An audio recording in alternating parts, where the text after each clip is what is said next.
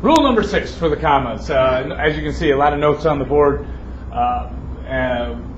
Still dealing with the same premise, introductory elements and using a comma, but this one has a whole lot more that goes with it. Rule number 6 says use a comma after an introductory adverb clause. Again, taking the side notes, introductory and adverb clause. What does it mean by introductory? If it's something that's introductory, it happens at the beginning. An adverb clause. What is an adverb clause? How does it function? An adverb clause is a subordinate clause that functions as an adverb. Get that definition right over here if you can see it.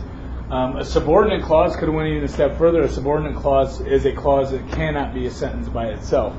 It needs help. So in a sentence, we may have a subordinate clause and an independent clause forming together to create one big sentence. And that's what we'll have here with these adverb clauses. An adverb clause functions as an adverb, but it can modify a verb, adjective, or adverb. It talks about modifying adjectives and adverbs modify different parts of speech.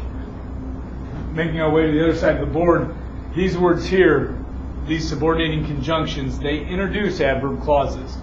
So we have a list here of 2, 4, 6, 18, somewhere around there, 20, 22, after, although, as long as soon as though, because, before, even though, if, and since.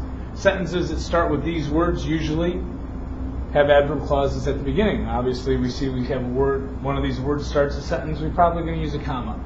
The second column, so that, than, though, unless, until, when, whenever, where, wherever, whether, and while. Not weather as in W-E-A-T-H-E-R, the weather outside, but whether, W-H-E-T-H-E-R.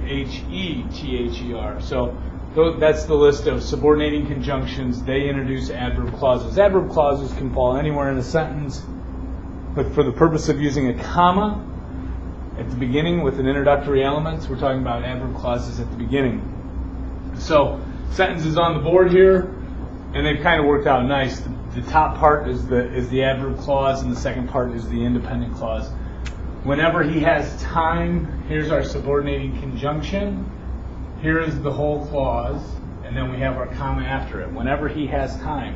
Notice the bottom portion, he practices the piano, is an independent clause. It can stand on its own. This adds extra information. Whenever he has time. The second sentence, after he changed his name, again, we look at the subordinating conjunctions. After is a subordinating conjunction. He changed his name. We have our comma here. His basketball skills diminished.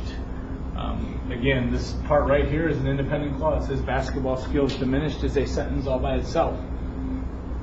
And then lastly, unless it is 40 degrees outside, unless is a subordinating conjunction, it is 40 degrees outside, this all makes an adverb clause. So we have our comma.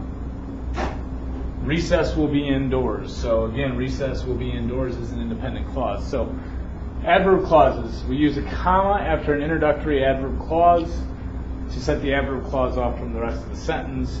An adverb clause must be working with an independent clause to create one full sentence. So keep that in mind. Again, introductory elements. This one's an adverb clause. Make sure we understand that subordinating conjunctions are words that will introduce or start adverb clauses. So in these activities, again, introductory elements can be confusing. They start at the beginning, but with this one, we are looking for specific starter words, those subordinating conjunctions. So good luck on your activities.